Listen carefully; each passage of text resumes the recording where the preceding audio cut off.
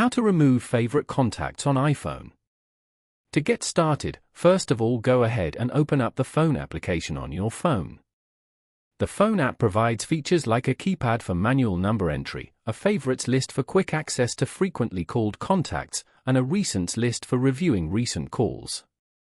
This is your iPhone keypad.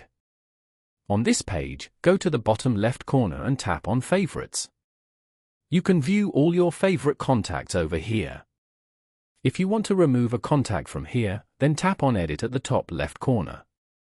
As you can see, there is red minus sign beside all the contacts. Tap on the minus sign beside the contact you want to delete. And then, tap on Delete. Alternatively, you could also swipe left on that contact and tap on Delete. Following these steps, you can easily remove favorite contacts on iPhone. Thank you for watching. Please leave a like if this tutorial helped you, or leave a comment below if you have any questions related to the video.